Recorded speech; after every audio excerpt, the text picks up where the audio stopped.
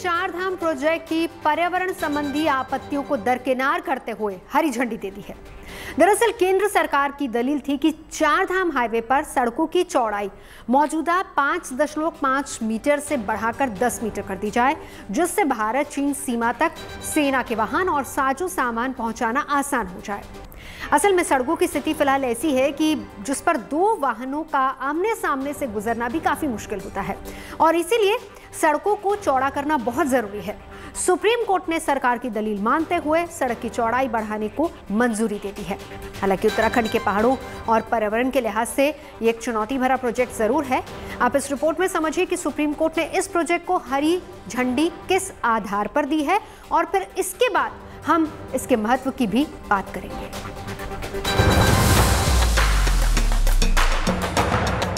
पर्यावरण की हिफाजत जरूरी है, लेकिन राष्ट्रीय सुरक्षा सबसे ऊपर है। इसी आधार पर सुप्रीम कोर्ट ने चार धाम प्रोजेक्ट में सड़क की चौड़ाई बढ़ाने को मंजूरी दे दी है। यानी प्रोजेक्ट के तहत डबल लेन हाईवे बनाने का रास्ता साफ हो गया है। रक्षा मंत्रालय ने बॉर्डर तक ब्रह्मोस जैसी मिसाइलें और दूसरे बड़े हथियार को ले जाने के लिए सड़क की चौड़ाई बढ़ाने की मांग की थी। अदालत ने भी माना है कि हाल ही के दिनों में सीमाओं पर सुरक्षा के लिए गंभीर चुनौतियां सामने आई हैं और अदालत सेना की जरूरतों को लेकर अनुमान नहीं लगा सकती। इसके साथ ही अदालत ने सड़क की चौड़ाई 10 मीटर करने की इजाजत दे दी है। चार धाम प्रोजेक्ट के तहत सड़क और परिवहन मंत्रालय 900 किलोमीटर लंबी सड़क बना रहा है, लेकिन इसमें पेंच तब फंस गया जब पर्यावरण का हवाला देते हुए एक एनजीओ ने याचिका दी और सड़क की चौड़ाई न बढ़ाने की मांग की। सुप्रीम कोर्ट ने भी सितंबर 2020 में सड़क की चौड़ाई 5.5 मीटर रखने का आदेश दिया, लेकिन बाद में सरकार ने याचिका देकर सेना की सहूलियत के आधार पर चौड़ाई बढ़ाने की मांग की। सरकार ने दलील दी कि चार धाम प्रोजेक्ट के तहत बनने वाली सड़कें एलएसी तक जाने वाली सीमा सड़कों के लिए फीडर सड़कों की तरह हैं, जबकि चीन अपनी सीमा के पास हवाई पट्टी, हेलीपैड, सैनिकों के लिए बिल्डिंग्स और रेलवे लाइन बना रहा है। भारत को भी तैयार रहने की जरूरत है। 1962 की लड़ाई में सेना की मुश्किलों की याद दिलाते हुए सरकार ने कहा कि चार धाम प्रोजेक्ट के तहत बन रही सड़कों से टैंक, रॉकेट लॉन्चर और बड़े ट्रकों को ले जाना पड़ सकता है, लिहाजा सड़क की चौड़ाई ज्यादा होनी चाहिए। अदालत ने सरकार की दलील को माना और कहा कि रक्षा मंत्रालय द्वारा दायर याचिका में कोई दुर्भावना नहीं है और राजमार्ग जो सेना के लिए रणनीतिक सड़कें हैं, उनकी तुलना अन्य पहाड़ी सड़कों से नहीं की जा सकती। सुप्रीम कोर्ट ने जो जजमेंट दिया है एक बहुत काबिल तारीफ है। ये अभी जो चार धाम के लिए भी उन्होंने क्लियरेंस दे दिया है कि इसकी जो डबल लेन रोड है उसको बनाया जाए, क्योंकि वहाँ पर आम तरक्की आएगी, उन्नति आएगी, चाहे बद्रीनाथ, केदारनाथ, गंगोत्री और यमुनोत्री में। तो ये जो एक प्रकार से बहुत अच्छी पहल है। चार धाम प्रोजेक्ट की वजह से पहाड़ी इलाकों में भूस्खलन और प्राकृतिक आपदा की चिंता जताई गई है, लेकिन सरकार ने भी भरोसा दिया है कि इन्हें रोकने के लिए हर जरूरी कदम उठाए जाएंगे और कोर्ट ने भी एक कमेटी बना दी है जो पर्यावरण की सुरक्षा को लेकर अपनी सिफारिशें देगी। यानी विकास और पर्यावरण के बीच संतुलन बनाने की कोशिश की गई है। उम्मीद है कि जल्द ही डबल लेन हाईवे का काम शुरू हो जाएगा।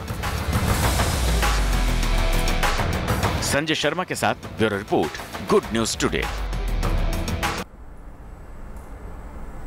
वैसे इस बात से भी इनकार नहीं किया जा सकता है कि चारधाम प्रोजेक्ट देश की सरहद की सुरक्षा के लिए बहुत जरूरी है, वो भी तब जब चीन जैसे पड़ोसी देश मौजूद हों, जो अपनी विस्तारवादी नीति की वजह से पड़ोसी देश खासकर भारत की सीमा में घुसपैठ करते रहते हैं, जिसकी वजह से कई बार दोनों देशों की सेनाओं के बीच झड़प और सैन्य टकराव की स्थिति भी पैदा हुई है। पिछले 2 साल में ऐसे कई मौकों पर जब चीन ने घुसपैठ का दुस्साहस किया है, हालांकि तब हमारी सेना ने उसकी हर चाल, हर साजिश का मुंहतोड़ जवाब भी दिया। भारत चीन के बीच 4057 किलोमीटर लंबी सरहद है, जो जम्मू कश्मीर, लद्दाख, हिमाचल प्रदेश, सिक्किम, अरुणाचल प्रदेश और उत्तराखंड से होकर गुजरती है। चीन की चुनौती को देखते हुए ही सरकार ने चारधाम प्रोजेक्ट को देश की सुरक्षा के लिए बहुत अहम और ज़रूरी बताया है। इस परियोजना का धार्मिक उद्देश्य है, लेकिन चीन की साजिश को देखते हुए इसका सामरिक महत्व भी उतना ही ज़्यादा है। चारधाम प्रोजेक्ट के तहत उत्तराखंड के चार धाम यानी कि केदारनाथ, बद्रीनाथ, गंगोत्री और यमुनोत्री को आपस में सड़क के जरिए जोड़ा जाना है।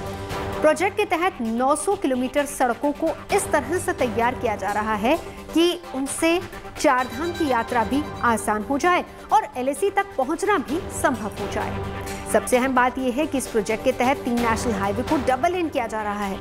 पुरानी सड़कों को ठीक किया जा रहा है। जहां पर सड़कों की चौड़ाई कम है वहां चौड़ाई बढ़ाई जा रही है।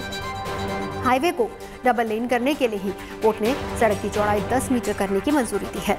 ये प्रोजेक्ट कितना बड़ा है इसका अंदाजा आप इस बात से लगा सकते हैं कि इसके तहत 15 बड़े पुल बनाए जाने वाले हैं। साथ ही 101 छोटे पुल भी प्रस्तावित हैं, जबकि 3596 पुलियां भी बनेंगी। करीब 12 बाईपास सड़कें बनाई जाएंगी। चारधाम प्रोजेक्ट पर करीब 12,000 करोड़ की लागत आई है। तो उत्तराखंड में चार धाम सड़क परियोजना सामरिक दृष्टि से बहुत अहम है। उत्तराखंड के उत्तरकाशी चमोली जिले चीन बॉर्डर पर है, लिहाजा सामरिक दृष्टिकोण से अगर देखा जाए तो यहाँ से सेना के हथियारों और जवानों को ले जाने के लिए बेहतर सड़क काफ़ी अहम हो जाती है। ऐसे में सीमा पर चीन की तरफ से हवाई पट्टियां, हेलीपैड, सैन्य इमारतों और रेलवे लाइन का निर्माण किया जा रहा है, जो कि उसकी मंशा को जाहिर करता है। तो साफ है कि इस सड़क की जरूरत तीर्थयात्रियों से ज़्यादा भारतीय सेना को है, ताकि वक्त रहते चीन के मंसूबों को नाकाम किया जा सके। साल 2017 के विधानसभा चुनावों से पहले प्रधानमंत्री नरेंद्र मोदी ने चार धाम प्रोजेक्ट का ऐलान किया था। पीएम मोदी ने इस प्रोजेक्ट को 2013 की केदारनाथ त्रासदी में मरने वाले लोगों के लिए श्रद्धांजलि बताया था। पहले इस प्रोजेक्ट का नाम ऑल वेदर रोड प्रोजेक्ट था, लेकिन बाद में नाम बदलकर चार धाम प्रोजेक्ट कर दिया गया था। सुप्रीम कोर्ट ने सरहद की सुरक्षा को सबसे ऊपर मानते हुए 3 हाईवे को डबल लेन बनाने की इजाजत दी है, लेकिन अदालत ने पर्यावरण को लेकर भी अपनी चिंता दिखाई। कोर्ट ने सुप्रीम कोर्ट के पूर्व जस्टिस A.K. सीकरी की अगुवाई में एक कमेटी बनाई है, जो कि इस बात का अध्ययन करेगी कि प्रोजेक्ट के दौरान पर्यावरण को बेवजह नुकसान नहीं पहुंचे। सुप्रीम कोर्ट ने साफ कहा है कि पर्यावरण नियमों को ध्यान में रखते हुए इस योजना को मंजूरी दी जानी जरूरी है, क्योंकि देश की सुरक्षा का मामला और देश की सुरक्षा यानी सीमाओं से जुड़ी सड़कों का मामला उत्तराखंड के बाकी पर्यावरण और बाकी सारी चीजों से थोड़ा अलग है।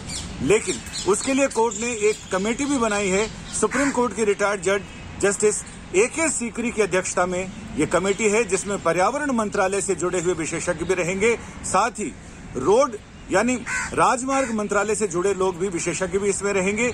और समिति से कहा गया है कि समिति हर 4 महीने में सुप्रीम कोर्ट को अपनी रिपोर्ट देगी, और ये रिपोर्ट नई सिफारिशों के रूप में नहीं होगी, बल्कि जो मौजूदा सिफारिशें हैं उसे कैसे लागू किया जाए, उसका क्रियान्वयन कैसे किया जाए, इस बारे में वो रिपोर्ट होगी। और लगातार ये बताएगी कि आखिर क्रियान्वयन कैसे किया जा रहा है और कैसे किया जा सकता है, जिससे समय रहते हुए योजना पूरी भी हो और पर्यावरण पर उसका कोई गलत असर भी नहीं पड़े।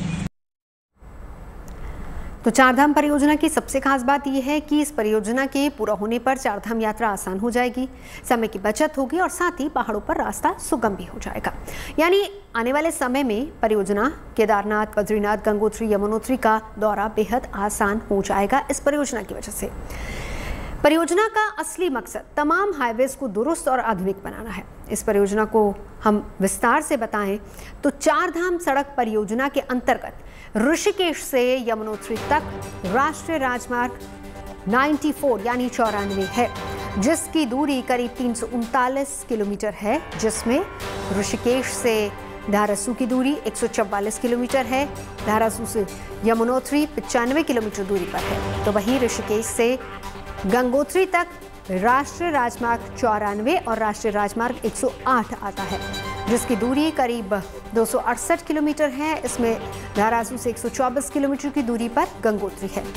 इसके बाद ऋषिकेश से केदारनाथ राष्ट्रीय राजमार्ग 58 और राष्ट्रीय राजमार्ग 109 पर काम होना है, जिसकी दूरी करीब 216 किलोमीटर है। ऋषिकेश से रुद्रप्रयाग का रास्ता 140 किलोमीटर है, तो इसके आगे का रास्ता केदारनाथ तक केवल 76 किलोमीटर का होगा। ऋषिकेश से बद्रीनाथ तक राष्ट्रीय राजमार्ग 58 और राष्ट्रीय राजमार्ग 94 है, जिसमें करीब 300 किलोमीटर की सड़क पर काम होना है, जिसमें रुद्रप्रयाग के बाद 160 किलोमीटर की दूरी पर बद्रीनाथ है। तो वहीं कैलाश मानसरोवर यात्रा को आसान करने के लिए टनकपुर से पिथौरागढ़ तक भी डबल लेन हाईवे का निर्माण किया जा रहा है, जिसकी कुल दूरी 148 किलोमीटर है।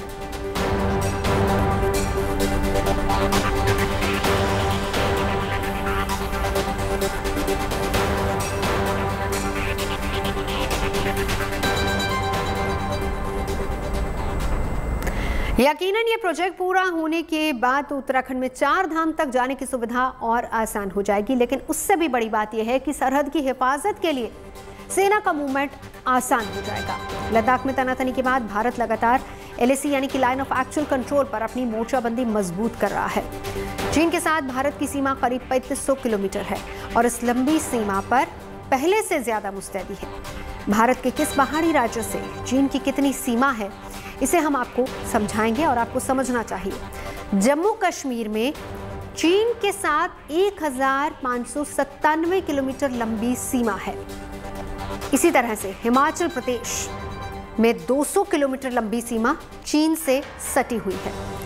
उत्तराखंड में 345 किलोमीटर लंबी सीमा रेखा है। सिक्किम में 220 किलोमीटर लंबी सीमा है जो चीन से सटी हुई है।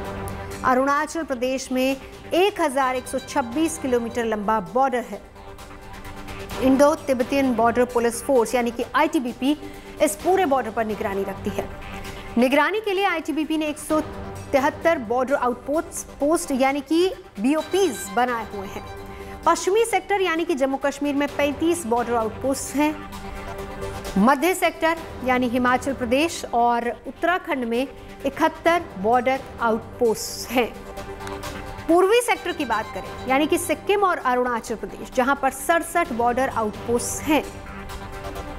यानी हिमाचल और उत्तराखंड में यहां 545 किलोमीटर लंबी सीमा है। वहां चीन के दुस्साहस का जवाब देने के लिए जरूरी है कि सड़कें दुरुस्त हों और जानकार ये मान रहे हैं कि 4 धाम प्रोजेक्ट पूरा हो जाने के बाद चीन के साथ लगी पूरी सीमा तक सेना को ले जाना और आसान हो जाएगा। मेरठ, बरेली या देहरादून से सैन्य सामग्री आसानी से और बहुत ही कम वक्त में बॉर्डर तक पहुंचाई जा सकेगी, तो जाहिर है कि इससे चीन को वक्त रहते मुंह तोड़ जवाब दिया जा सकेगा। उत्तराखंड में चीन की साजिश को इस बात से भी हम समझ सकते हैं कि इसी साल सितंबर में उत्तराखंड के बाराहुती में चीन ने उकसाने वाली हरकत की थी। चीन के 100 से ज्यादा सैनिक बॉर्डर पार करके भारत में घुस आए थे और कई इंफ्रास्ट्रक्चर को तहस नहस कर दिया था। हालांकि वो जल्दी लौट गए, लेकिन उत्तराखंड के इस इलाके में चीन की घुसपैठ ने खतरे की घंटी बजा दी है।